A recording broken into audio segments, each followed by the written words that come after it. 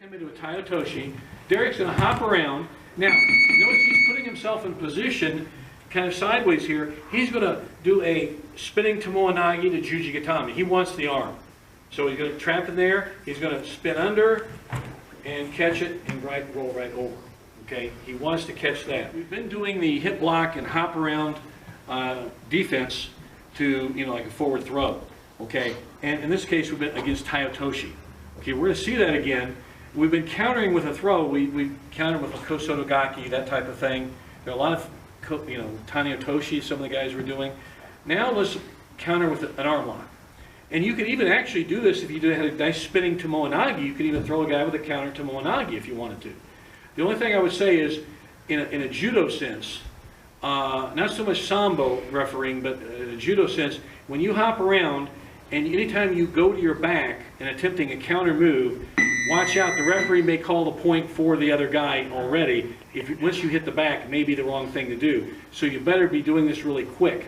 Sambo, we tend not to, we look for the finished move because we're looking for a submission at the end anyway. So it's a little bit different what the referee's looking for, just a little bit. So just keep that in mind between judo and Sambo changes here. So, but let's take a look at this. What Mike's going to come in, we'll talk through it slowly first and we'll show you a little faster. Mike's going to come into a Tai Otoshi. Derrick's going to hop around.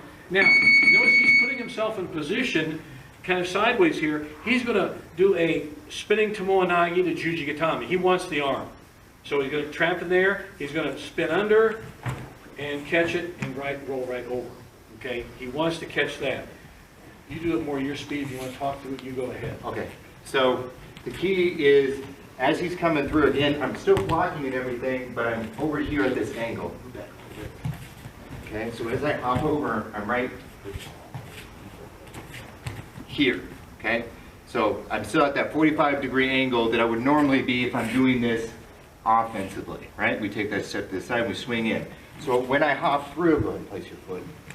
Okay, we're just right here on that angle, catch the arm, and then immediately we're swinging under, trying to get our head on his ankle. Okay, use his lapel. Okay, I like to say hang off the grips. Some of you higher belts have heard me say that. Lower belts, they're your friend. Okay, if I hang on his grips, he's going to come down with me or try and hold me up. Either way is fine by me. Okay.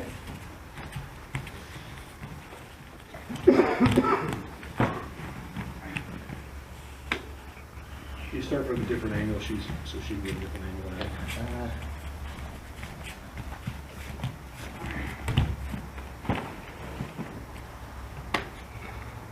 So he's using that momentum. See, and just do a standard side Tomoe-nage. Now look at what Derrick was talking about earlier. He wants to get over to the side here. So when we're setting him up like as an offensive move, this is like the move we're going to hit him with.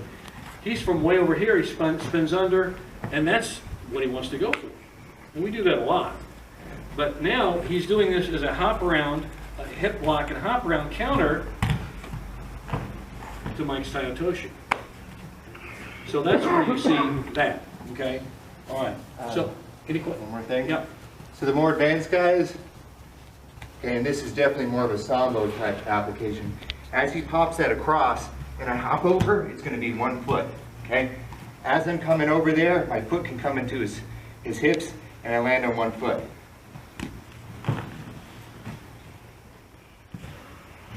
He's not kidding. That's an advanced move. That takes a lot of skill and practice to do that. Can you just slowly show that again? Now watch.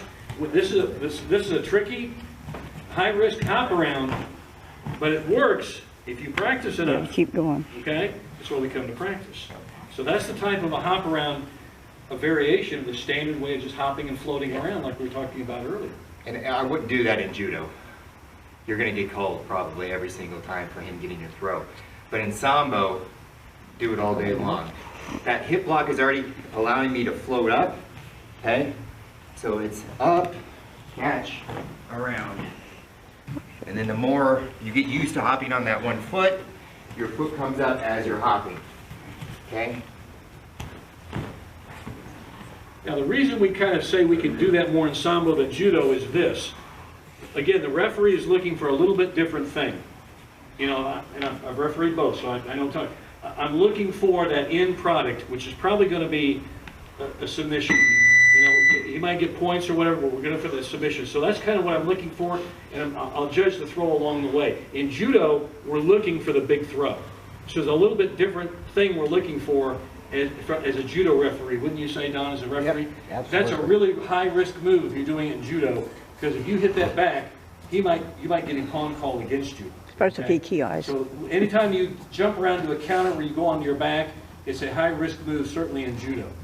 And not so much in Sambo, but it is also because you could get points called against you. Let's look at it one more time, then we will switch to another one. So The first one or do the first one.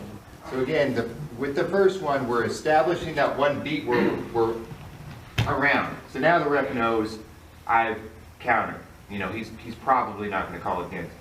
Catch, swing under, roll him over.